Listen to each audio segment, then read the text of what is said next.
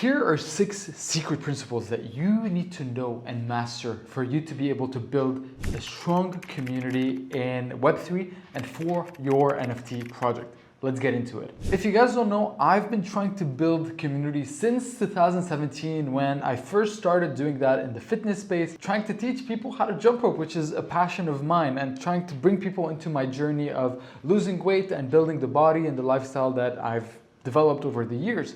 This has then transitioned into me building a technology company because if you guys don't know, I have a background in engineering. I've studied engineering, and during my engineering studies, I've started publishing content on the internet and has slowly built one of the largest engineering communities that exist. And today I'm doing the same in Web3 through the many NFT projects that I've consulted on. So building community has been one of the core skill sets, if you want to call it, that I've been learning, building, refining, and mastering over the years. And if there's one book that has helped me do that, it is the book Influence by Robert Cialdini, which talks about the 6 elements that make people do what they do, the 6 pillars of influence. And these 6 principles, when you look at them from bird's eye view, you actually are going to notice that these are what constitute a strong community. Every strong NFT project that exists out there that has a strong community, you're going to notice has many, if not all, of these 6 principles kind of dialed in and lined up. So in this video, I'm going to be telling you what are these 6 principles and what are the many examples that we can see in the NFT space. That way you can add colors, and what are the many examples of different projects, different founders, different ideas for you that you can apply in the context of your NFT project and on your journey to building community. Now, one thing we can agree on is that the community is the central part of building an NFT project. In the Web2 space, community is kind of like a great bonus that you have. The stronger the community you have around your brand, the stronger of a brand you have. But it's a great bonus to have. In Web3, the community is everything, is the project. Like if you don't have community, or if you're not trying to actively build community in Web3, what are you even trying to do in this space? So community in the Web3 space is a central part of the success of a brand, especially right now as we speak in the current market realities, in the bear market, as the space is evolving. There's more and more emphasis that we're noticing being built around community. And the crazy part you're gonna notice, and I'm gonna give you examples, the top projects in the NFT space, they all have all these principles like dialed in perfectly. So the first one is the Law of Reciprocity, which says that people feel a sense of obligation to return a favor when something is given to them. And this is one that is especially important right now during the bear market, because the bear market is built around shared value and value exchange especially. This person is valuable to me, I want to be around that person, and this person has been giving me, so I need to return the favor. So in the context of the NFT space, if we are to use this principle, reciprocity, our first reflex would then be to start providing value, to provide value for our community, for the people we're trying to build relationships with. That way, by the time we get to the ask, or we ask people like, hey, do you want to mint this project? Do you want to buy into my product that I have right here?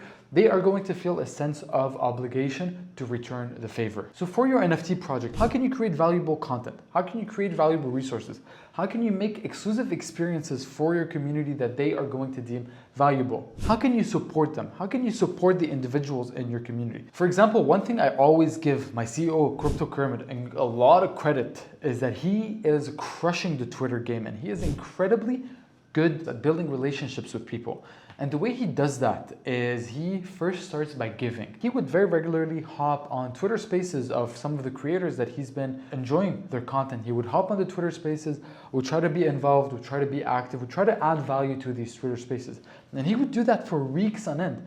And a couple months after, all of a sudden, this creator and Crypto Kermit, they are best friends all of a sudden, and they are each supporting one another in their content and their growth. And this is how Crypto Kermit has recently been able to skyrocket and becoming in the top 10 list of influencers in the NFT space, according to NFT Inspect, simply because he's been doing that, is because he's been networking and he's been supporting and receiving support back from the top influencers in the space that are also in that top 10 margin. So in your community, as you're building relationships, start by supporting others and they will feel the sense to return the favor. Number 1, that was reciprocity. The second law of influence is called commitment and consistency. So which says that once people make a choice or take a stance or develop a certain behavior, they feel a sense of obligation to remain consistent with that thought, with that opinion, or with that certain behavior. So I'll give you a very simple example. Within our growth consulting agency, Unfungible, what we have is a mastermind where every week we have all the founders of the different projects. They get to meet up and we get to pretty much brainstorm, strategize, and study the market to see how is it we can position the different projects that are in our ecosystem to navigate the bear market and build better products and services. And something very interesting that I've noticed is that the first time someone hops on the call, let's say they just recently joined the program and they're going to be hopping on their very first mastermind call. How active this person is on the call is going to be a very good indicator for how active that person is going to be in future calls. Because part of the mastermind, there are these that are speaking, there are these that are often raising their hands, that are often making points, and there are these that are just listeners. They're in the background listening to this, maybe they're working. And what I try to do is on the very first call someone is up, I always invite them to try to come up, introduce themselves, talk a little bit about themselves, what they're doing with their project, and I try to reactivate them a couple times during that call, because what's going to happen in future calls, people are, number one, all of a sudden they've been desensitized to that first kind of there are quite a lot of people in that room, and number two, people are going to feel a sense of responsibility to remain consistent with the actions that they've committed with in the past. And psychologically, according to the book, the law of consistency exists because people don't like to appear inconsistent in front of their peers because it makes them look unstable in some form of way. You can't come in happy one day, the next day you're sad, and then the next day you're happy, then sad. People don't act. People have a responsibility to act in consistency with their own ways. So for you, in the context of your NFT project, how can you create a form of behavior that you want your community to take part of? How can you artificially create a behavior in your community members and the people that recently joined your community, your Discord? Let's say people join your Discord community, inviting them to introduce themselves, actually pinging them on Discord. Let's say 10 new people join your Discord that day. You create an announcement welcoming all 10 people and you actively tag them, forcing them to, number one, develop the habit of regularly opening your Discord server, and number two, actively engaging within the Discord server. Another common thing we've seen a lot in the NFT space, especially during the bull market, is asking people to change their profile pictures on Twitter to the profile picture of the NFT project. So all of a sudden what happens, people don't like to act inconsistent with their brand image. So when someone put their profile picture as their profile picture, people typically don't like copying profile picture. So you're creating a behavior where people are associating their identity on social media to your project. Have them participate in challenges. Give them incentives to join your Twitter spaces. Give them incentives to join your Discord AMAs. Create a behavior that you want and reward people for engaging in that behavior. So this was rule number 2, consistency and commitment. Rule number 3, and this is a very big one, especially in the bull market, which was social proof. The concept of social proof says that people tend to act in accordance with what everyone else is doing, especially in times where there is a lot of uncertainty. People tend to mirror the behavior of other people, especially when these people have a lack of data of understanding. So let's say you hop on a project, you go on their Discord and you see hundreds of chats just going, but you've never seen this project before.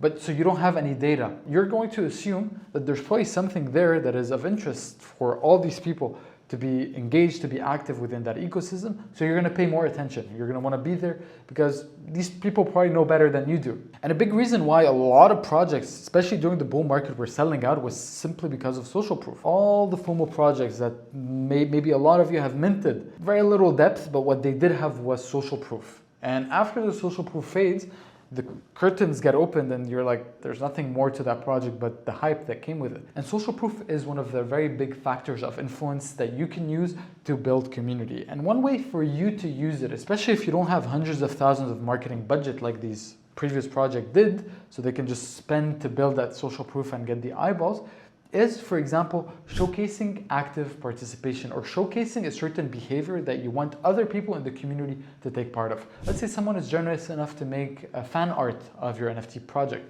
Taking that and showcasing it on your social medias and showcasing to the rest of your community that, damn, there's a lot of people creating fan art for this project. Number one, there must be something special about this project. Number two, I should probably also be doing that because these people are getting rewarded, they're getting incentivized to doing that. You could share testimonials, you could share success stories, you could share the achievements of a community member that has been incredibly loyal to your brand, that has been loyal to your content, that has been active within your ecosystem. Take this person and highlight the characteristics that you want other community members to take part of.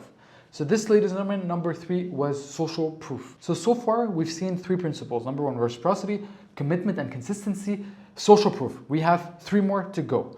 Number 4, this is where we have authority, which says that people tend to obey authoritative figures or trusted experts. They respect those who are knowledgeable and those who have a track record to back them. And this is one that is incredibly important right now as we speak, bear market, because people have been burnt a couple times by projects that were either overhyped, by teams that had nothing for them. So now, becoming an authority in your space has become an incredibly important element that constitutes the success of you building an NFT project, that constitutes the success of building an NFT collection. And that's why we see a lot of times when celebrities announce that they're going to be launching an NFT collections, when we see big brands announcing an NFT collections, when we see people like, for example, the project Mad Lads, I recently made a case study about them.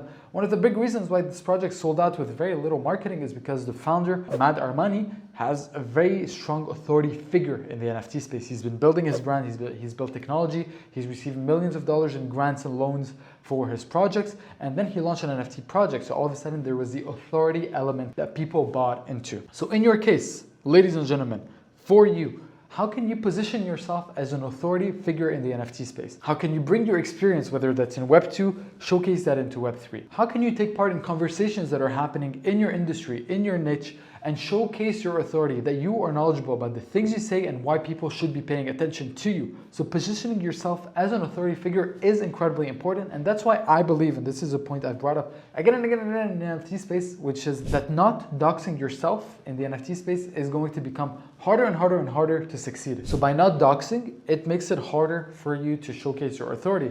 Because let's say you're a pretty big shot in Web 2, you have some banking experience at a top 5 bank, and you're trying to build, for example, the future of banking in Web 3, if you don't dox yourself, you won't be able to talk about your experience that you have in Web 2. That's a little bit how it works, and that's why I believe that succeeding without doxing in Web 3 is going to start becoming uncommon. Number 5, we have liking. People are a lot more likely to be persuaded and influenced by people that they like. And likability can be created by having shared interests with a person, by having someone compliment you, by having someone add value to you, by being attractive. Attractiveness, and this is me pulling that directly from the book, Influence. More attractive people are more likable. So if you are an attractive person in real life, why not show your face? So this, for example, is the DGOD framework. Frank DGOD is one of the loudest founders that exists in the NFT space. Every time I open my Twitter, there's a 50% chance, like I could bet money on this, that Frank DGOD is out there on one of the Twitter spaces just being part of the conversation.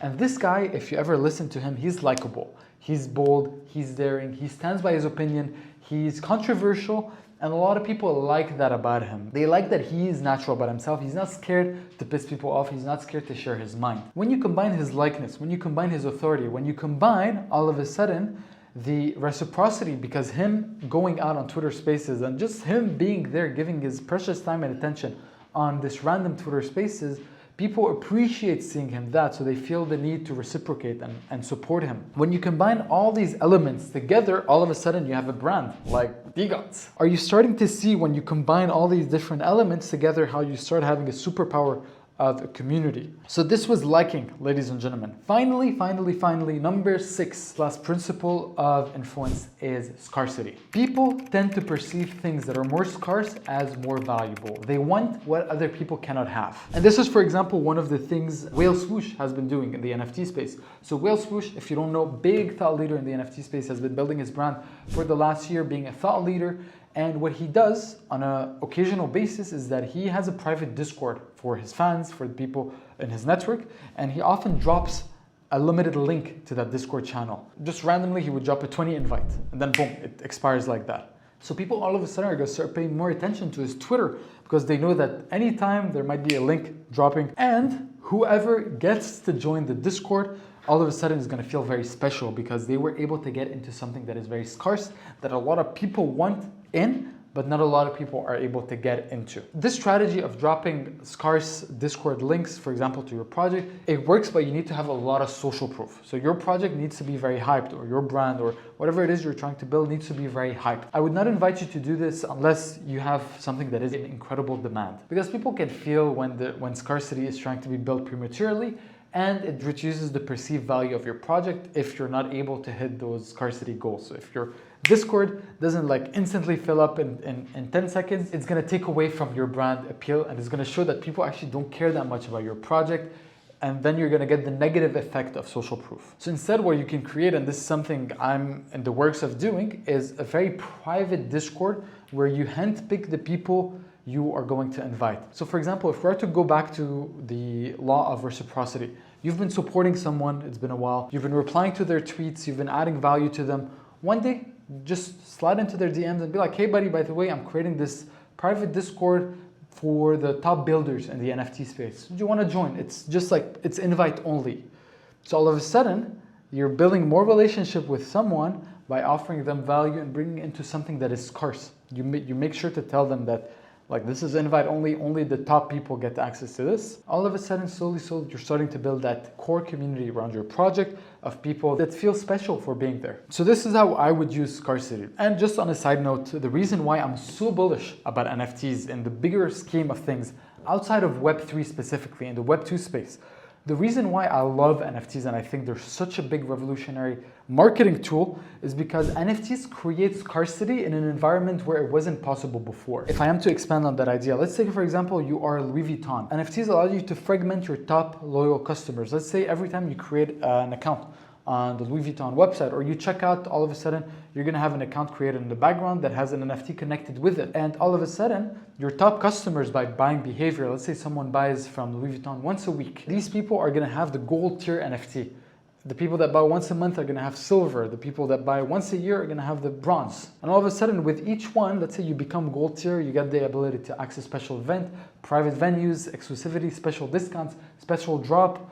And all of a sudden, it's going to, number one, allow the brand to foster deeper relationship with those loyal customers. And number two, it's going to incentivize people to take part of a certain behavior. Let's say you buy once a year and you want your customers to start buying once a month. So you want to 12x their buying behavior. You're then going to incentivize people to do that. You're then going to create an incentive for people to take part of that behavior. Do you see how NFTs can change industries? Anyways, I went on a big tangent. Ladies and gentlemen, these are the 6 principles that you can use to foster a strong community. Number 1, we have reciprocity. People feel the urge to return a favor when it's given to them. Number 2, we have commitment and consistency. People feel a sense of responsibility to act and behave consistently with past actions.